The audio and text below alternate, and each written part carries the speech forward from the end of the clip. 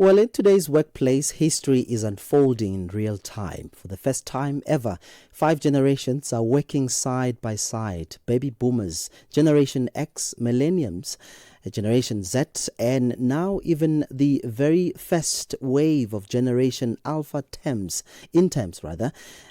Each brings with them different expectations, communication styles, and life experiences that shapes how they see work, success, and well-being.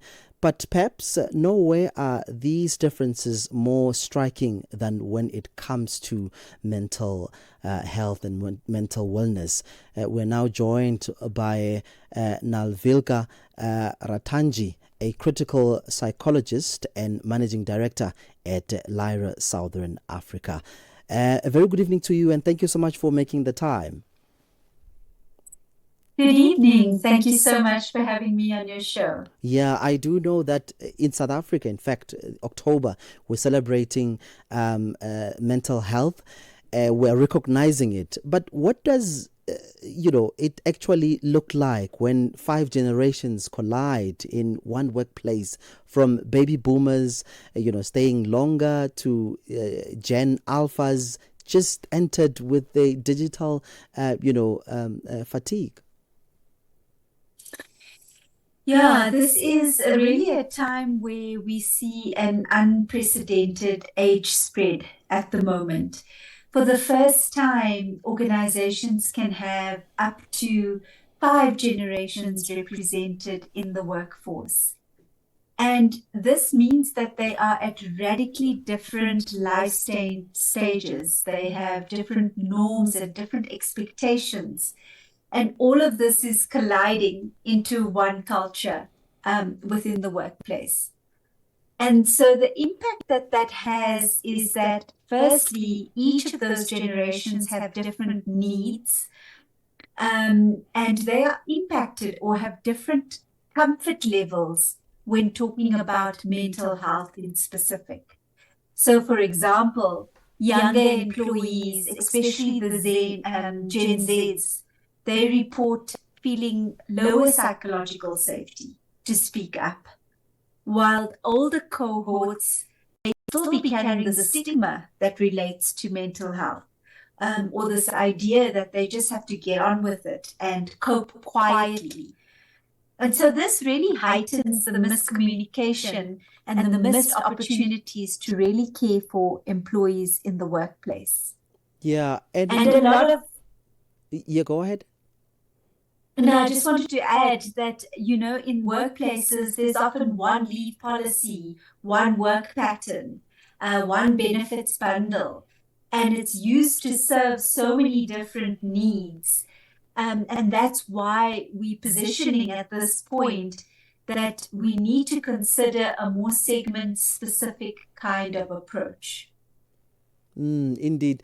And Ratangee, then talk to us about how these generational overlaps, changing the culture, pace, and expectations of today's workplace. How is it overlapping? So what we see with some of the generational patterning, we can see the differences that each of the cohorts are coming in. There is some overlap, but there are actually also key differences that we are seeing. So, for example, if I can just talk about the positives that they bring into the workplace. So, for example, the Gen Alphas, they bring speed into the workplace. They bring the smart, and they bring new ways of thinking. Because remember, this was the generation born into iPads. So by the year 2030, they will represent 11% of the global workforce. But then they also face unique challenges, like digital fatigue, or cognitive overload. And this generation in particular is not very skilled at people skills or soft skills, because they've grown up in this era of digitization. So you can imagine then that that kind of generation is going to have very different mental health and well-being needs within the workplace. They're going to need to be supported in very different ways. So, for example, workplaces would need to cater for having more focus zones where they can really offer virtual co-working spaces. They'll have to invest in soft skills for these individuals and mentorship programs and build emotional intelligence into the program. So that's just one example of actually how disparate the different generations can look like in terms of what the workforce is needing to prepare for, what the workplace is needing to prepare for. Yeah. And Ratangee, why do mental health needs differ so sharply across generations? And in your view, how well are companies recognizing these differences? Do you get a sense that companies understand the dynamics? I think companies are still coming out of the COVID pandemic where, it really shone a light on mental health and well-being as a whole.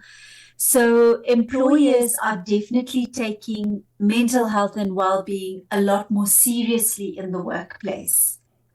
But whether I can confidently say at this point that organizations are prepared and understand the diversity that is required in managing a multi-generational workforce, I think there are still some gaps in terms of understanding what actually needs to be done. We need to consider that there is perhaps a mismatch of needs. The same program for every person in the workplace, it really does ignore the different life stages that people find themselves in. For example, one generation may be struggling with hybrid loneliness, another one is trying to deal with elder care, or the dual responsibilities of caregiving and looking after the elders. And then you have the older generation that may even be dealing with chronic pain. And that's not something the younger generation is looking at.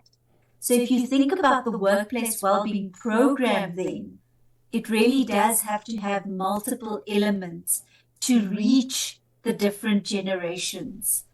And this definitely does pose complexities for the workplace. And speaking about the workplace, Navlika, then share with us what real risks do companies face if they do not adapt to, these shifts in mental health needs. What are some of the risks that companies might face?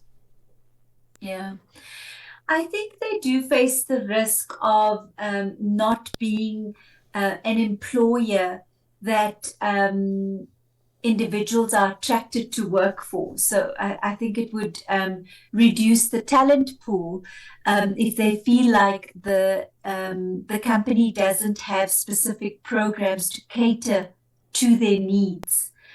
Another risk from a employer perspective is really to create the right type of culture within the workplace if they don't consider these different needs that are needed. So they're not creating the right kind of culture of care, the psychological safety that's needed, and really having those bespoke programs so that they can say that, the diversity is welcomed.